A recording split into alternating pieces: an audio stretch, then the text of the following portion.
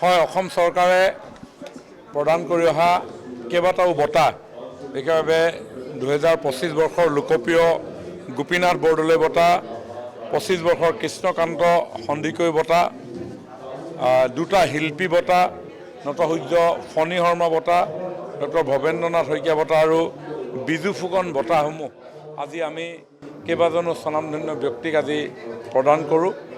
অন্যহাতে আজি আমি প্ৰতি বছৰে প্ৰদান কৰি অহা শিল্পী পেঞ্চনসমূহ আজিৰ এই অনুষ্ঠানত প্ৰদান কৰোঁ।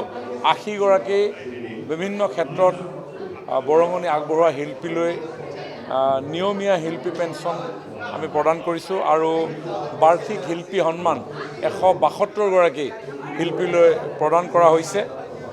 আৰু আজিৰ এই অনুষ্ঠানতে প্ৰয়াত শিল্পীৰ পৰিয়াললৈ 5টা পৰিয়াললৈ এককালীন সাহায্য আমি প্ৰদান কৰিছোঁ আৰু ইতিমধ্যে পেঞ্চন পাই থকা শিল্পী তেওঁলোকৰ পৰলোক প্ৰাপ্তি হোৱাৰ ফলত 26টা পৰিয়াললৈ আমি তেওঁলোকৰ এই পৰিয়ালে পাবলগীয়া পেঞ্চনো আমি আজি এই সভাৰ জৰিয়তে আমি আগবঢ়াওঁ। আচলতে বঁটা প্ৰাপকসকলে নিজে বঁটা লৈ যিটো আনন্দ পায় সেইটো তেওঁহে জানিব বঁটা প্ৰাপকে।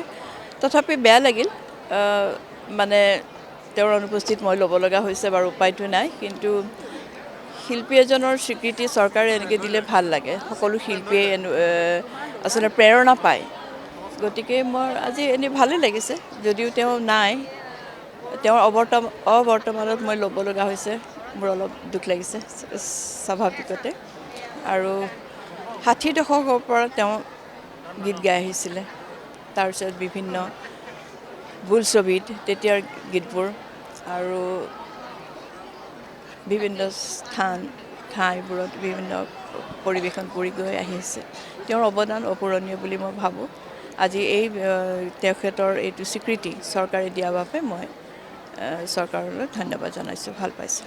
মানে মোৰ নিচিনা অভাজনক এই মানে ভাৰত ৰত্ন অসমৰ প্ৰথমগৰাকী প্ৰধানমন্ত্ৰী বা মুখ্যমন্ত্ৰী গোপীনাথ বৰদলৈৰ নামত এই সন্মান প্ৰদান কৰি মোৰ প্ৰতি যি অনুগ্ৰহ প্ৰকাশ কৰিছে আমাৰ অসম চৰকাৰে, তাৰ কাৰণে মই কৃতজ্ঞ।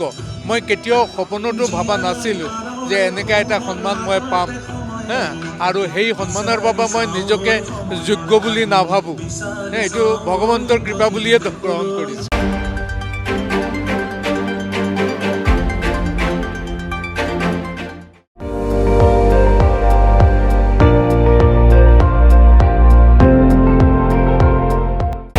আপুনি চাই আছে ND24, সৰ্বশ্ৰেষ্ঠ নহয় সৰ্বোত্তমৰ দৌৰ।